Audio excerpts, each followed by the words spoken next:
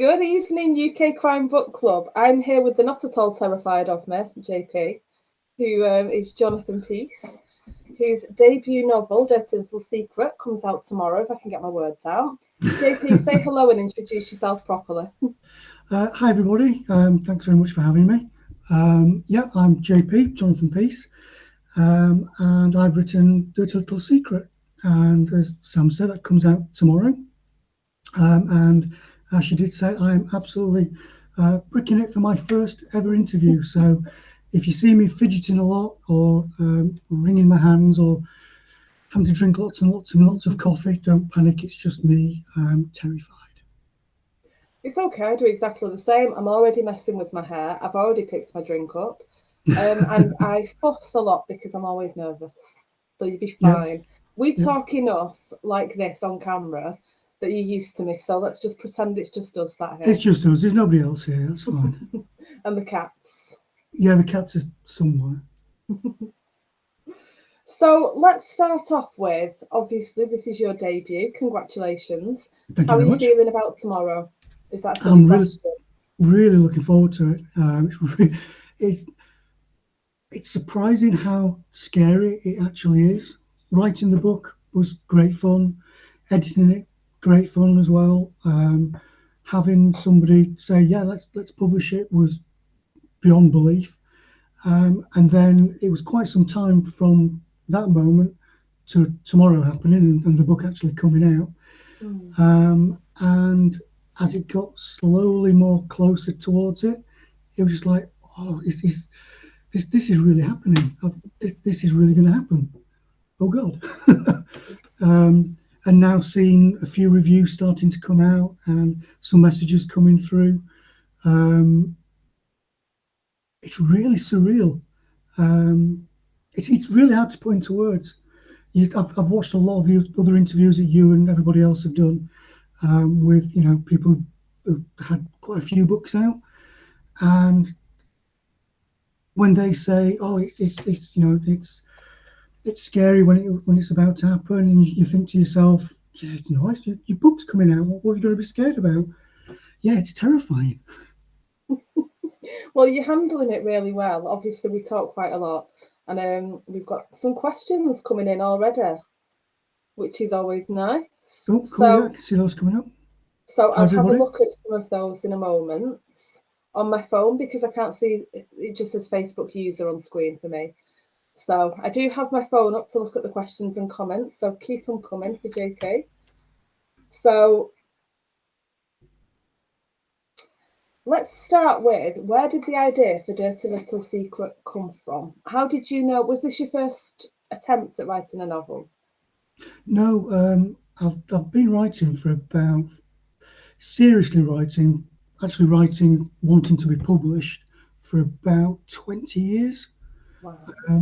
I started about back in 1999, 2000, and I was actually going through quite a bad divorce at the time. Mm-hmm. So rather than spend all the day in the pub and vent that way, I just put it all down on paper and wrote a mixture of a horror and a bit of a crime novel at the time then, and just put it all down on the paper. All the things I wanted to do all went onto that. Mm-hmm. Um, and then over time, I really got into writing film scripts. Had a bit of success with that. Got a script optioned with Causeway Pictures and Focus Features, which was a horror script, Mm-hmm. which unfortunately didn't go anywhere. It spent 2 or 3 years in development hell, and then finally came back to me, and I just put that aside. But I've written several novels since then. I've written a fantasy novel called The Bloodstone of Cerulean, which was written for a tabletop gaming company Right. called Mantic Games, and they published that as part of their Kickstarter. And then I've just written for myself lots of different kinds of books. Horror was always my draw to begin with. And the original idea, getting back to the actual question, was the book was originally called The Phone Box Library, where Okay. and it was a horror, and somebody was out for a morning jog, and they came across a phone box, which wasn't usually where a phone box was, and it was packed full of books. And she took a book out, and it was the history of a person. And basically, long story short, that the books actually stole the souls of the people who read them. And I wrote about 80 or 90,000 words of that, and got to a point where it just wasn't going anywhere. So I put the book to one side and just let it stew for a while. Mm. I really liked the main character of Louise Miller. And then I thought, well, why don't we make it, instead of finding a book, she finds a body. So I just started from there. And I love it because you've used a fictional town, but based on a real one. You fictionalised your own version of it. And Louise is fantastic. She's such a great main character. Oh, I'm glad you like it. I I hope. really do. She's the kind of woman I'd go to the pub with, definitely, or the kind of woman you could just sit and sit watching a film with. Just have a night in her, and she's just a great character. I've tried to make her relatable in that um, she's not a typical kind of thriller hero in that she knows the answers all automatically straight away. Oh, this is where we're going to go. Mm. This is who we need to speak to. You can see her having to work through it. And one of the reasons why I set it again in 1987 was, one, I'm an 80s, 90s nostalgia junkie. I just love it. Um, I love the movies. I love the music of the time. Mm. Um, but it was also at a time when you couldn't just Google an answer. You couldn't just flip your mobile phone out and make the phone call to get people to help. You had to go find a phone box. You had to go make your phone call from the office, or whatever. So again, back to Louise, I wanted her to be as relatable as possible and make her so she was. She has her faults. She has her doubts. She's always questioning herself, and she also finds somebody similar in herself with Police Constable Elizabeth Hines, who They're a great become duo. kind of a partner. So before we go on to Hines, let's go back to the fictionalized version of Osset. So are there any Yeah, parts of it that are real? I use real names. So there's the pub called the Carps, Hmm. and that's the Carpenter's Arms. I always used to go in there with my friend Pete, who makes an appearance briefly in this book. Is Um, Pete Scruffy Pete? that's one of them. Right, He, okay. he he's based on a real person, Okay. um, who he's not at all like the character. Um, I wouldn't imagine he would be, or you wouldn't be telling me on no. camera. But there is another character called Pete. There's quite a few Pete's in Osset, who's Mm. turns up in. I think he's briefly in this one, but he turns up a lot more in the second one. And he basically was my best friend in Osset. And he, like I say, he turns up. We used to go to the Carps virtually every week. Um, so that's a real place. Flat is where she lives. That's where I used to live. Okay. Above the shop. Trying to think what other places. Oh yeah, there is a funeral parlour directly opposite, and that's actually there, but the names are different. So yeah, there's quite a few places which are real, which still have the real names, but the character of the places are totally different. And the phone box, I went looking for this phone box on Google Maps and it doesn't exist. And I was convinced it would exist. No, the place exists, Pildacre Hill, although it's totally different to where it used to be back in the Mm. 80s. Um, but the phone box doesn't exist there. It's actually on a street, 3 streets over from it. It's nearby. And Sam seems to have frozen. We've both frozen on my screen. Oh no, she's back. Can you hear me again? We both just froze on my screen. Did we on yours? You did. Marvellous. It might be the storm. Yeah, Manchester is having thunder and lightning at the we've moment. we've got one here in Derby as well. So At least it might clear some heat out of the air. So let's go to Hines. So Elizabeth Hines, yep, you strike up a nice working relationship and a bit of a friendship. Her and Louise. yeah. Was that difficult to write? No, because I based it on friendships I've had in the past, um, and it was it. I don't want it to come across as a typical kind of cliched mentor mentee kind of role.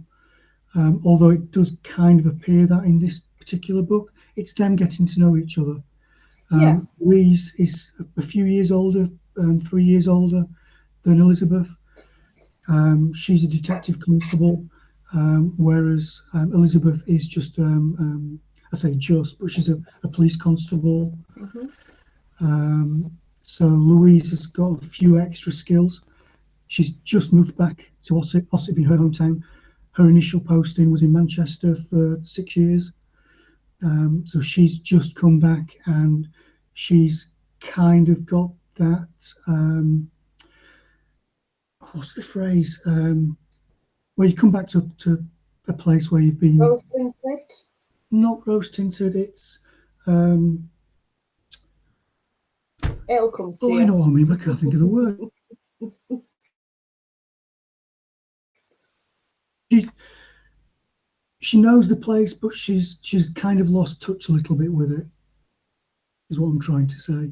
And Beth kind of starts to help steer her Yeah. through that. Mine just completely froze again. So I'm sorry I've missed your answer, but I'll move on to the next question. It was a cracking answer. You'll have to watch it back. It was really good. I'm sure it was. I'm sure it absolutely was. You said that you came up with the idea of the phone box in the horror story. And I Yeah, love that idea of books that have got souls in them. That's a great idea. But I like what you've done to turn it into a crime fiction novel. So do you have a bit of a phone box obsession? Is it to do with the nostalgia? I, I just wanted somewhere for a body to be found that wasn't your typical place for finding a body. I'd definitely say Um, you found that. yeah, and it was again, it was a case of I'd written for like three or 4 months around a phone box. So I just had that in my head, and it was a case of I'm going to shoehorn it in somehow. So the red phone box as well is quite an iconic image of the 80s. Absolutely. So again, it ties it into the theme. I'm going to say the styling of the 80s. That sounds a bit pretentious, but it just gives it sets you straight away. We're not in technologically advanced phone, eras. Yeah, I like that. I like that you can date specific elements of the book just straight away.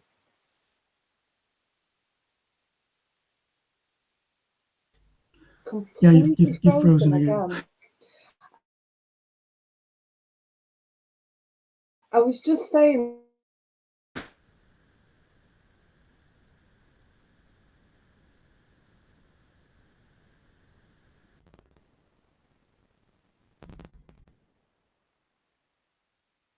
You've gone again, I'm afraid, Sam.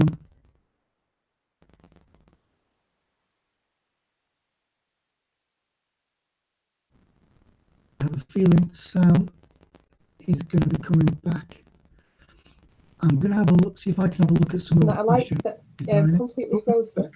Let's see if we can sort this moments and let's see if we can fix.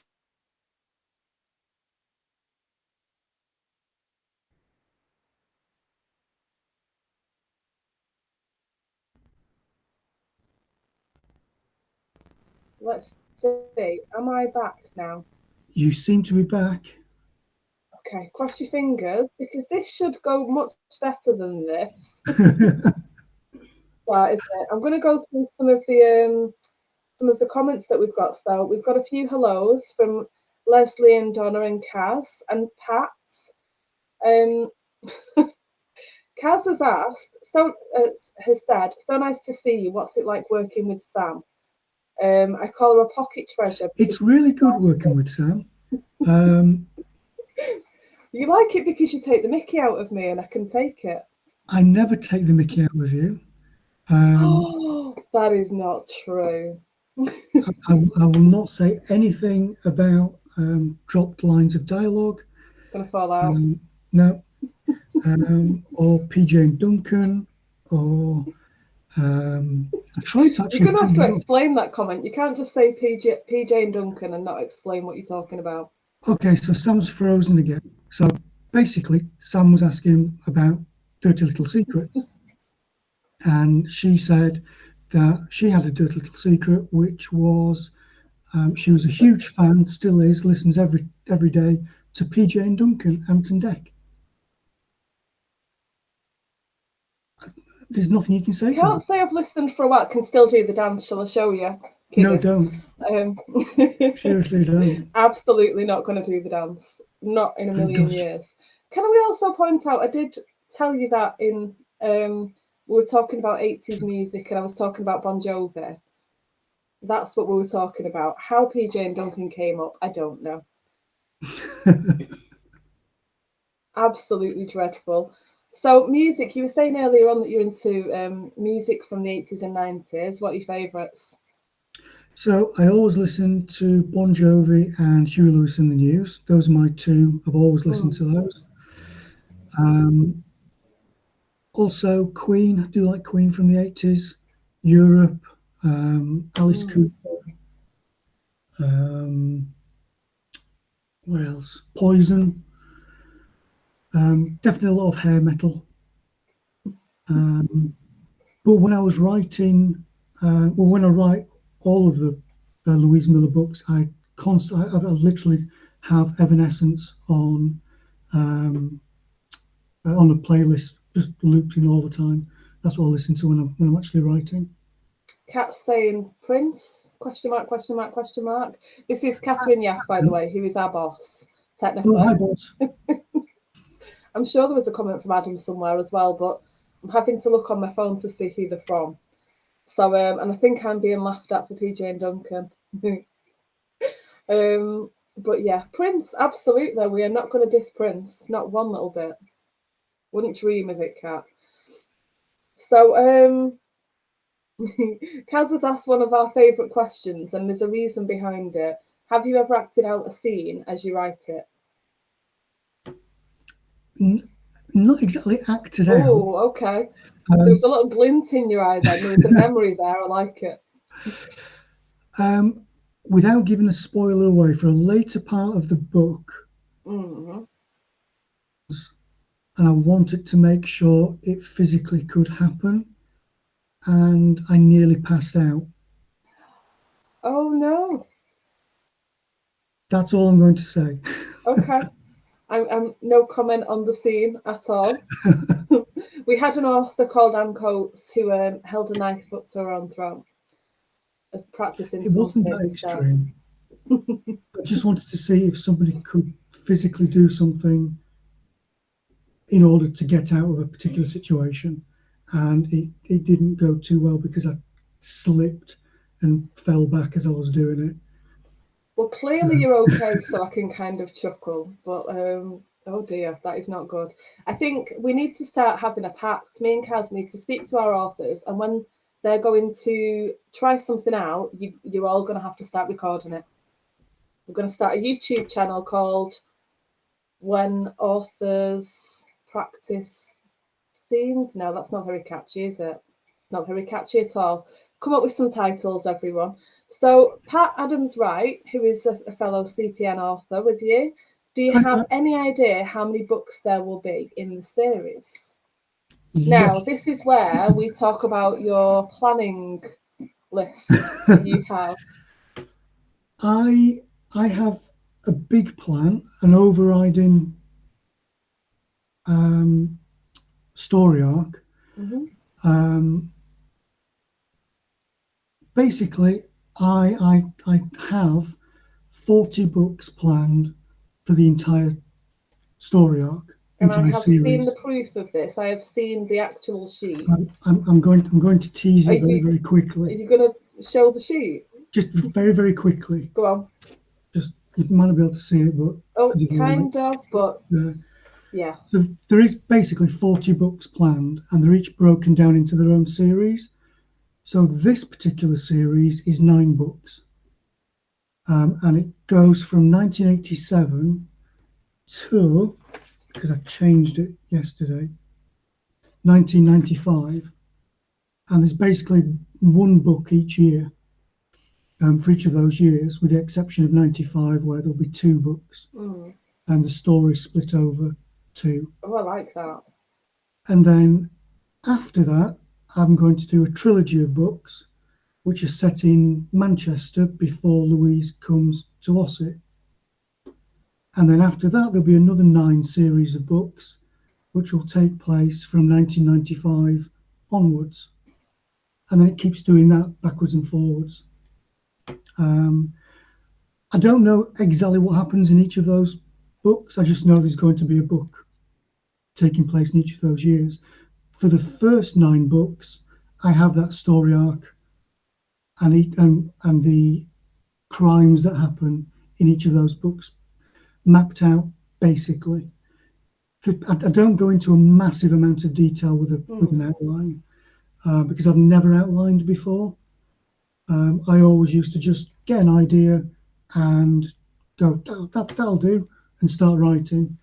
And 4 or 5 months later, hopefully the book would be finished. But then it would take ages to edit. Mm. When I became serious about wanting to get published and wanting Dirty Little Secret to get published, I took 3 or 4 weeks just to give a very basic, bullet pointed, this happens, this happens, this happens, this happens. And then to give myself a little structure, just a rough page count so I could see what the pacing would be like. Mm. And then started writing. And that changed as I went along. Some chapters would be shorter than I planned, some would be longer. I would think of something to add in and add another chapter in, and it was very fluid. So I've just started work on the fourth book's outline. I finished the research for that a few weeks ago, so I've started now mapping that one out. And the research has started for book 5 now that I know the idea. Wow. That you do so many things at once. You have different stages going on. I try to be writing one book, editing another book, Hmm. and researching another book. Just so I've always got something happening. Because obviously I've got Dirty Little Secrets out tomorrow. Yeah. The second book is out early, sometime early next year. Hmm. But I'm not quite sure what's happening with the third one yet. So we'll see what happens with that one. But I'm focused on writing the Louise Miller books. I've got other ideas for a couple of standalone stories, which I'm going to try and fit writing one of them in before the end of this year. Hopefully. I can imagine if anyone can plan that out, you can. We have an author called Marion Todd in the group who is legendary for planning, and I think you might give her a run for her money. While we're talking about Manchester, there is a short story you've written as well. Do you want to tell us about that? Called One Night in Manchester. Yeah, One Night in Manchester. When I was lucky enough to get my publishing deal with Crime Publishing Network, one of the things that they suggested was to start building a newsletter list. Something I'd never done before. Mm. And one of the things that was strongly suggested was to write a short story, something to give away as an incentive for people to sign up to the newsletter. So I wrote that short story. It's about 3,000, 4,000 words. Mm-hmm. and it's set in 1985 or 1986. Um, Obviously in Manchester with Louise Miller when she was a police constable, before she joined the um, detective training course. And it's literally one night in Manchester where events happen while she's out on patrol, which point her in the direction of wanting to become a detective.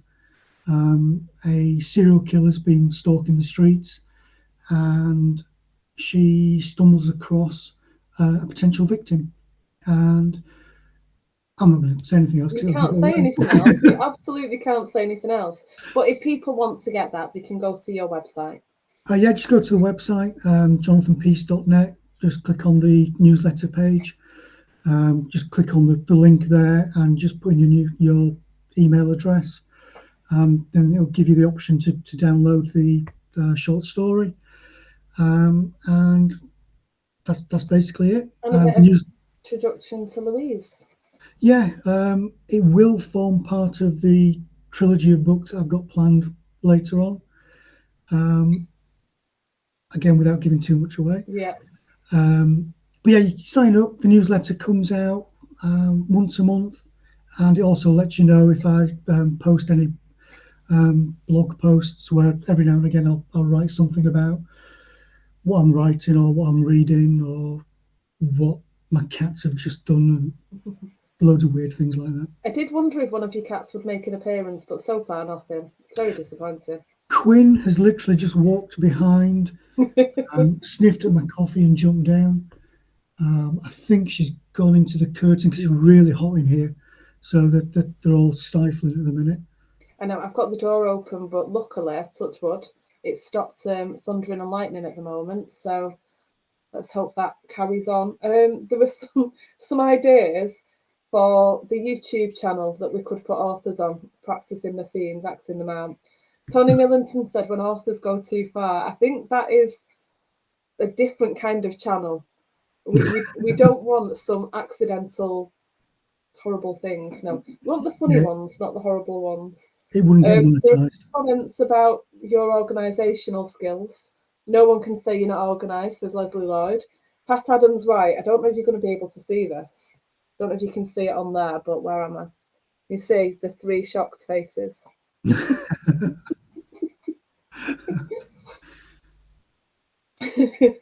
TG, YouTube channel could be called I Almost Got It Right. No, we don't want that. We want the funny things, not the not the when things go horribly wrong. We really don't want that. So we had comments from well, we've had lots and lots of questions, an awful lot of questions. I can see them, but I daren't Was scroll it through hard them all to read writing it. from a female perspective? Asks Katya, Um, who is supposed to be sitting still. So I hope you are. I didn't catch that. Kat's supposed to be sat still, so I hope she is. Oh yes. So was it hard writing from a female perspective?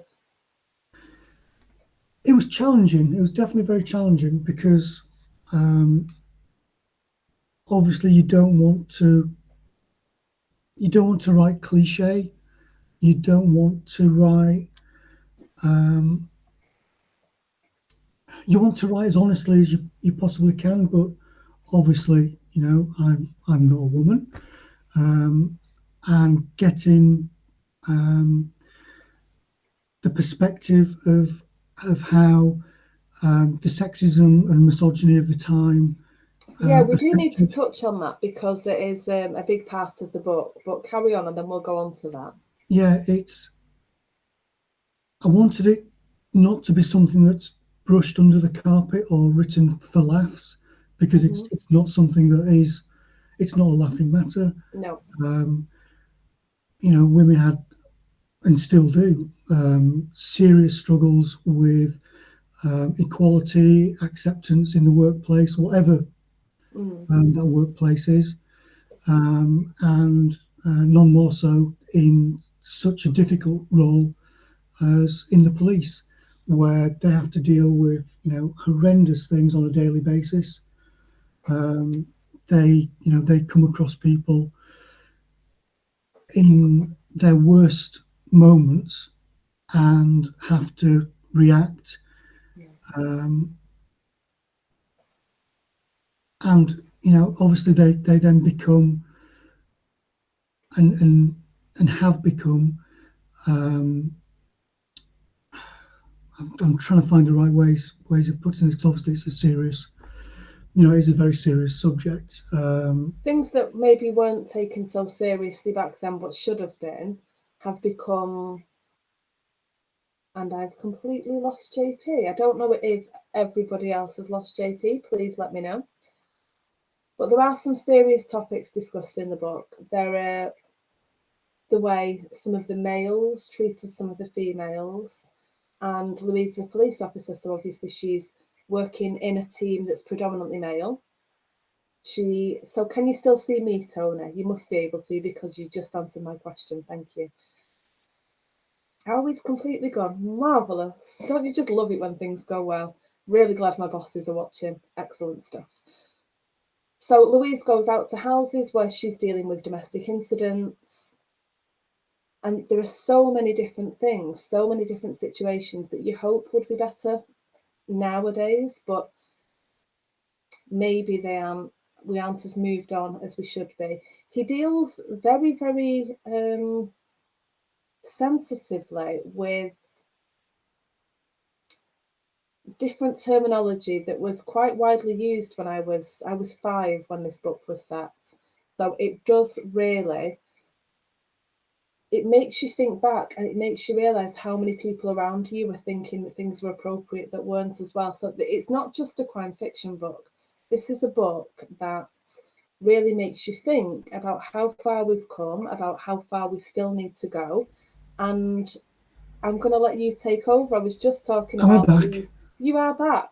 The language and things used in the book obviously may cause some offence in some parts, but how we hope we've moved on from where the book was set.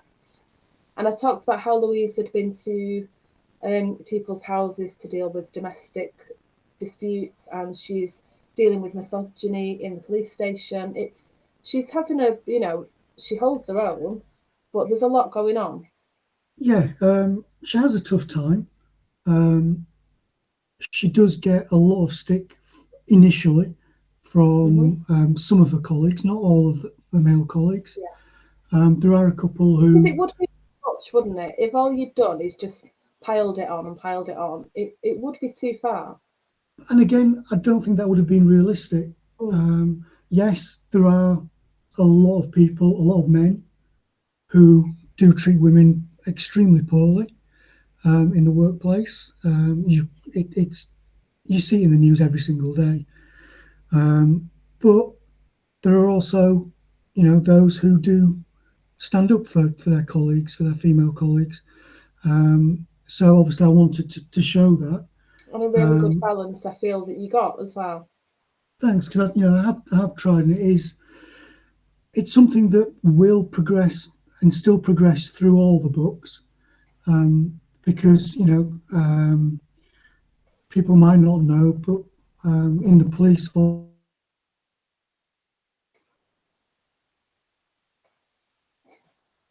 WDCs all the way through until I think it's around about 1999 when it was in finally dropped.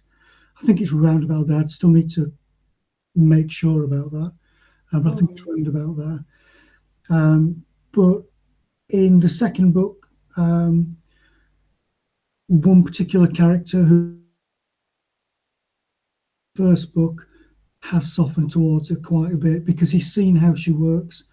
He's seen just how tough she is, how compassionate she is, how professional she is, and he does, like I say, he does soften towards her. I think He I doesn't. actually know who, because there is a comment towards the end, I think, of book one that I'm not going to say. Obviously, you said there is somebody, so I don't feel like I'm giving anything away. But Yeah. I hope it is the person I think of because they had a really good journey throughout the book. Um, But yeah. you can't tell me, so let's No, move on. it's a bit of a spoiler, but yeah. So Kat says she thought the misogyny was dealt with extremely well by you, and it was one of the reasons that she commissioned the book. Oh, thanks, Kat. So that must have been an exciting process. Yeah, it was actually really weird because before, and I'm not going to go into too much detail, but before um, Kat actually said yes, I'd actually been with another publisher, but it didn't work out. Right. We just had differences of opinions about where to take the book um, and how they wanted to do certain things. So I got the rights back from them and just started sending it back out again. And luckily, Kat and Adam really enjoyed it and said, like the man from Del Monte, they said yes. So yeah. I think Adam actually asked a question. Which authors inspire you? I'm sure that was Adam. But looking at one thing on one screen and one on another, it may not have been, but I think it was. Well, my favourite author of all time is Stephen King. Um, Obviously, I started with his horror stories, but again, over the years, he's branched out. One of my favourites is a book called Lisa's Story. I've not Um, read that. it's a really beautiful book. It's all about the hidden language of marriage. It's all about the power of storytelling. Mm. Um, it's not your typical Stephen King book. Um, so that one, Bag of Bones, again, another favourite. Excuse me, too much coffee. I Um, don't know how you drink so much coffee. I've got all this still to go through yet. So um, And this is why you get so much work done. it helps getting up at 4 o'clock every morning as well. So Yeah, yeah. so yeah, Stephen King. Most recently, Ian Rankin. Mm. I've been reading started reading all of Peter James's books. I absolutely devoured M.W. Craven's books. You did. You've Um, talked about that to me, and yeah, they are fantastic they, books. they literally went in about 2 weeks. Um, Absolutely love those books. The chapters, I keep saying it every time, the chapters are so Moorish. You're just reading it and you go, I'll just read one more. I'll just read one more. He I'll doesn't need finish the his book. ego panic anymore. He knows how good he is, does Mr. Yeah, Craven. yeah, no. What else am I reading? I'm reading Michael Connolly at the minute. Just reading the very first Bosch book. Um, what else am I reading? So, what else have I got? That's about it at the minute. I'm reading a couple of non-fiction crime books. There's one called Babes in the Wood, obviously by Graham Bartlett. Um, It's, it's yeah, right up there. yeah. I've got his other book. Death Comes Knocking. That's the one. That's also up Um, there somewhere. so I've got those that one to read. But at the minute, like I said, I'm reading Michael Connolly. And you did actually get a quote from Graham Bartlett. He is your cover quotes. Yeah, he was very generous in. Well, first of all, I entered a little competition to get some feedback, which he graciously did, and then he offered to actually read the book. So after I'd come down off the ceiling after that, I edited and edited and edited a bit more, and then sent it to him. And he was very gracious and offered a cover blurb, which kind of knocked my socks off. So yeah, thank you, Graham, for that. Can you remember off the top of your head what it says? I've read this so many times and I can't think. Um, it says, I don't want to say because it sounds really. Do it. Um, Say it. Go for it. I don't know. It says it says I'm going to be blushing now. No, you told everyone about JP and Duncan. You say your own quotes. PJ and Duncan, not JP and Duncan. Oh, see? Are you Um, sure? Maybe we've got another duo to form. Go on, tell us no, Graham's quotes because it it is a great says one. it begins a masterfully told thriller that mines the darkest corners of the 80s as an experimental crime unit races races against a sadistic killer or something like that. Sounds pretty good to me. Something along those lines. And it really fits with the book as well, which is fantastic. Obviously, Yeah, it's exactly what you'd hope. And Graham's actually on tomorrow night at 7 o'clock, just for with Tony Kent. So come along and yes, watch I'll be that as well. watching. I'll be watching that. Cassie's hosting in the background tomorrow, but I will absolutely be watching. We've got so many more things. Brian Cave says, "Howdy, fellow CPN author." Hello, Brian. Hi, Brian. Kaz wants to know which tabletop game did you write for? Can you tell us that? Yeah, it was the company was Mantic Games, and it was their fantasy game Kings of War. This was in 2012, I think it was, when they did their Kickstarter for their um, first edition rule book. Hmm. I'd written some background for them to help flesh out the game world, and some product text for their website, and some color text for some of their products as well. Um, I've written for a few different games companies over the years. Those Battlefront miniatures. I wrote some short stories for World War II Flames of War rule books. So you've been busy. Yeah, that was when I was actually working for them as in their trade sales department, but I was always writing different things. So I offered to write some stories, and was lucky enough to do so. Excellent. TG wants to know who's your favourite character and who scares you most. And Kaz has very helpfully added that surely has to be Sam. She's little but fierce. Thank you, Caroline Meston.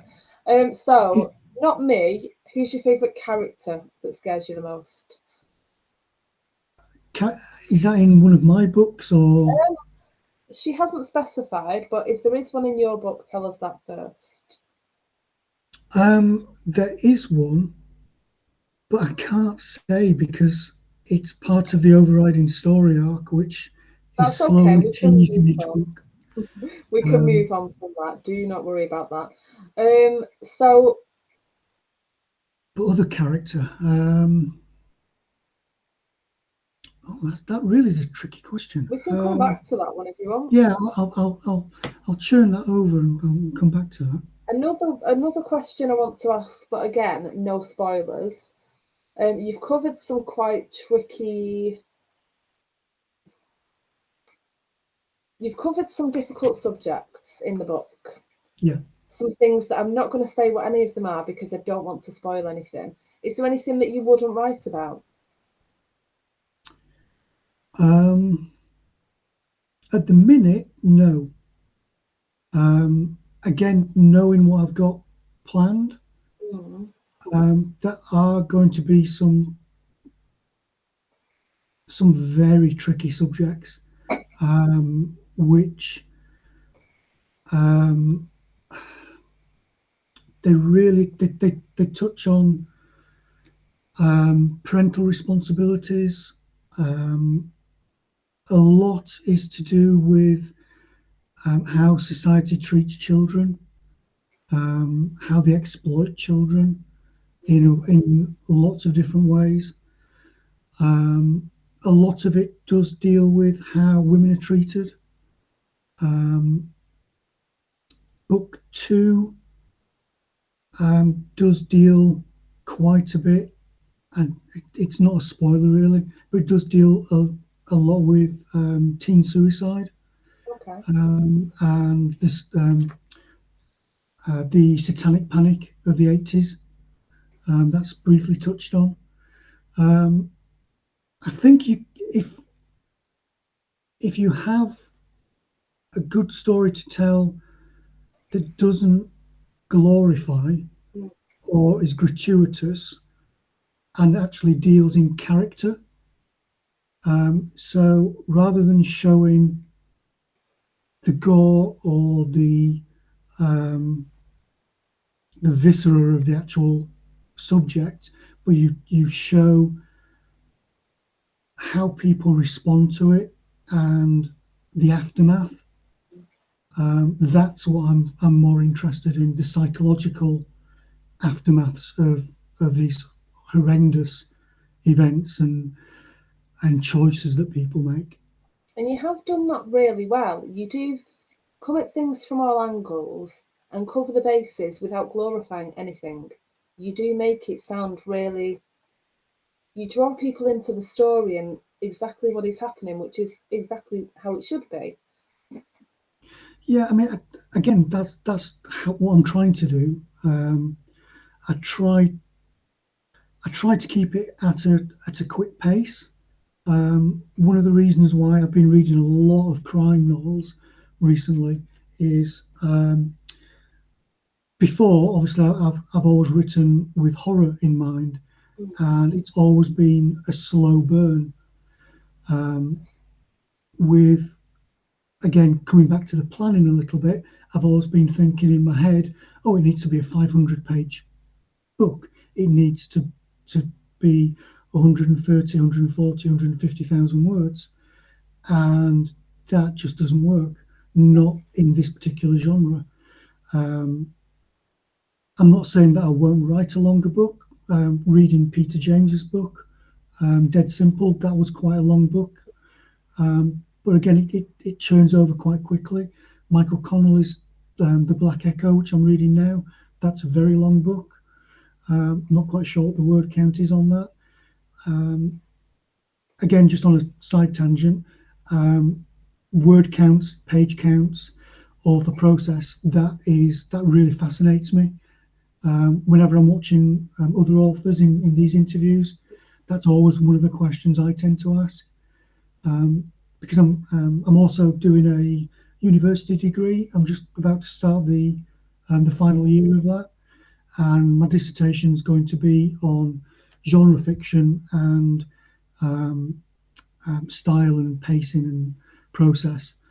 Um, so bringing it back, Mm. the very first word count of Dirty Little Secret was just over 110,000 words. The final word count was just shy of 80. So a lot of trimming went into that, taking out a lot of the story that didn't need to be there, a lot of the um, a lot of the how to put it, a lot that I was showing too much rather than getting into the mindset. It was more of the, well, here it is in your face, as opposed to, well, let's think about this. Why are they acting like this? Mm. And let's try and show it through a line of dialogue rather than a 4-page description. And that's really Um, hard to do, isn't it? It's not an easy thing. it really wasn't easy, and it was really painful Mm. because you're taking 4,000 words and it's suddenly become a 3-line piece of dialogue, but it still does the exact same thing. Yeah. And that's what I've tried to do now for each of the books. We had some comments about Osset. So, Kat Yaff says, I know Osset well, and there's quite a few recognisable places if you know the area. And then it was Pat Adams, right? Had a quick look to see who it was. Remembers going through Osset each time she went to Wakefield. If she remembers rightly, it had a weird bus station. So I can't scroll past that. What is that about? It has well, it had a Weird weird bus how? station, and it's now got a weird bus station. Although it's been about 4 years since I've last been there. Okay. Um, Back in the 80s, it literally was just one strip with buses coming in on one side, going towards Dewsbury and Leeds, and then buses on coming in on the other side, going to Dewsbury, and not Dewsbury, going to Wakefield. Um, and it was, like I say, it literally was one long strip, which was just glass either side and a tin roof. A strong gust of wind and it'd blow it away. Right, Um, okay. and now it's one big chunk with about 6 bays that buses come into. And it used to have a W.H. Smith's newsagent in there. So it's very weird. And then Kat said it still does, Pat, which you just described, this weird bus station. And I'm assuming this cheeky comment, glad the memory is holding up, Catherine, is from Adam, who is should be lucky he's in Scotland and not in Yorkshire, because she'll have you. She will. Oh, Andrew. Hi, Andrew. Says, hi, Sam. I reckon the phone box rings a bell for everyone. So somebody said, next time Sam freezes, do some rapping, JP. I'm going to have a look who that is. That was Adam. Apparently, I look really weird according to Pat Adams, right? That is absolutely fine. I worked really hard on not looking weird tonight. I think it didn't help. So, so the phone box again. I mean, it is. It's a great device to use. It's I know we've like I talked say, about it a bit already. I mean, it literally really just came down from the horror story, basically. And then, like I say, I just needed somewhere for Louise to be out jogging on the morning, and she's the person who stumbles across it. And Something just fell off my ceiling and I don't know what it was, and that scared me. I'm not weird. going to look. I don't know. I don't know what just happened. Let's move on. There's been a lot of rain. Yeah, so like I say, it literally just came from that.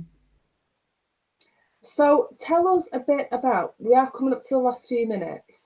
Tell us about you've been fantastic. You've been better than me, should have, Adam. You've been fantastic and not nervous at all. But I want you to tell us about the opening of the book because I don't want to do this bit for you. So tell us how the story starts for Dirty Little Secret. Well, like I said, basically, I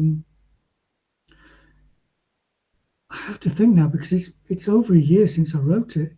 I Um, have to remember that when I ask these questions. Basically, it has kind of two beginnings. The first beginning is with a young girl who is suffering from sleep paralysis, um, and what she thinks is just another. I don't know if anybody knows about sleep paralysis, but people tend to have lucid moments when they can't move. They feel there's a pressure settling on their chest, that their breathing's stopped or restricted, and that there is also a presence in the room. And she's been suffering this for quite some time, and she's kind of got used to it.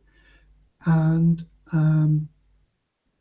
she starts again. She starts to suffer from it, and sees the presence of the foot of the bed. But then she actually feels the presence. She physically feels a hand on her, and then she gets punched unconscious.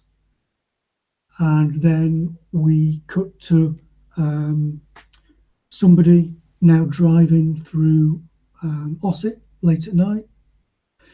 And then we cut to the next morning. Louise Miller is out for a jog, which she does every morning.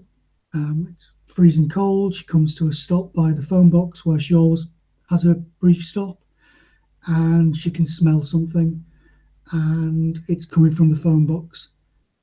And she opens up the phone box, and that's when the story begins. I mean, you almost know when you're reading that scene, you kind of know, and it's not a spoiler to say that this is Joanna. This is Yes. right in the opening. And I don't know what I expected, but what I got when you opened that door of the phone box was not what I didn't see that coming. So you Good. took, and you've done that a few times throughout the book, and I wanted to have a list of quotes and things, but when I looked, it was giving too much away what I'd made a note of, so I'm not going to Right. use it. But the thing of taking something that you expect to be one way and it comes out in a completely different way and throws everything in a different direction. You do that so well. It's really cleverly done.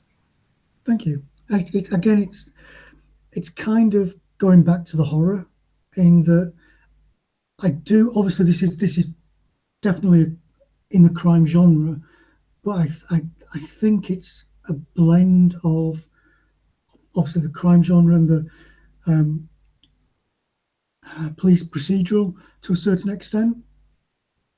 But there are elements of suspense and horror in there as well, which is what I'm trying to achieve in all of the books. Yeah.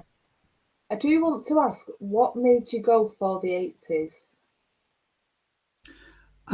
Again, it's one I love the 80s. Um, I think what I'm two, really wondering is it easier to, because there aren't the forensic capabilities that there are now, and things are very different then than they were now. I mean, you couldn't just go, you couldn't walk around with a mobile phone back in the 80s. So is that one of the reasons that you chose it other than your love for it? yeah, it's one. I mean, again, I didn't want to write a book set during now because it. Yeah. How can you? Um, I also didn't want it to be so that everything was literally at the touch of a button. Things can be Googled, people can be Googled. Um, DNA is prevalent. There was no DNA back in the 80s. The first case again was round about late 89, 90, up to 92, I think. Again, I have Yeah. to find out Yeah, for I'd have definite. to look. We should Um, both know that, and I don't know. I have got it written down somewhere, but I just can't think of it off the top of Yeah, my head, which is why I write everything down. yeah. Um, but again, I wanted it so that in order to do the investigation, they had to physically go from point A to point B, point B to point C, Hmm. and so on, rather than just be sat at a desk or surrounded by a massive team full of people. I mean, for example, the CID team that um, has been assembled didn't exist in Ossett. I have set it in the building that used to be the old police station, but it's totally fictional. It's an experimental um, uh, unit that's been put together as they're trying to come up with a better way of having a faster response to the rising tide of these kinds of crimes in more rural areas. Best thing I ever saw was I went to I can't think where, Masham it might have been, one of the fairs in Yorkshire that we used to go to all the time. Obviously not been for a while, and a company had loaned the police a tractor and done it up, so it was literally a police tractor, and I was fascinated, and my husband thought it was hilarious. But it is the kind of thing apparently they have in different areas of America. Obviously not as necessary over here. Yeah. You could literally run across the field over here. You wouldn't need the tractor for it, but brilliant. I do intend to use it in a story at some point, but I can't figure out how yet.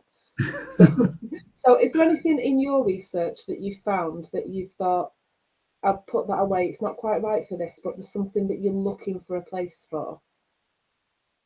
Um, there are things, there are things I found that definitely helped for the second book, which was the rise of satanic panic um, and its relation to teen suicide. And then I came across something because, like I said earlier, each book is set in its own year. So the third book, which I'm writing at the minute, is in 1989, and I found that there was actually a riot that took place in Dewsbury in 1989. So I'm tying that in to into the book. So it's bringing that into it as well. And on that note, our hour is up. Now you really can wipe your brow. Wow, that's gone by So, absolutely really quick. congratulations on Thank you. publication day tomorrow. Everybody go out and buy the book. It's available in ebook and on Kindle, Kindle and on the Crime Publishing Network website. And it's on special offer at the moment, so go fast. And paperback. That was the word I meant instead of Kindle. Yeah, You were testing me. I know you were testing I me. am absolutely testing you. That is absolutely exactly what's happening here. So, how are you going to celebrate tomorrow? Are you going to do anything for it before we go? No, I've not got anything planned other than I've got the launch party in the evening, 8 o'clock till 9 on my Facebook author page. If anybody wants to pop along, and I'll be Okay. So, is just as that just nervous. Jonathan Peace Arthur? Yes, I think so. I'm sure generally I don't have to ask permission, but as we work together, I'm sure one of the other admins will give permission as it doesn't clash with anything of ours. So I'll check that and we'll see if we can pop it in the group for you. That's cool. Brilliant. Right, thank you so much. Thank you to all of the authors and admins and members who've joined in. And thank you to you for trusting me with your first interview and sitting smiling throughout the technical difficulties. Oh, these things happen, but no, it's been really good. You've been extremely gentle, so thank you very much. Yeah, it could have gone either way, really, couldn't it? Yeah, with you, yeah. After the PJ and Duncan comments. But thank you so much and best of luck for tomorrow. It's great. Thank you very much for tuning in. I really appreciate it. So thank you very much.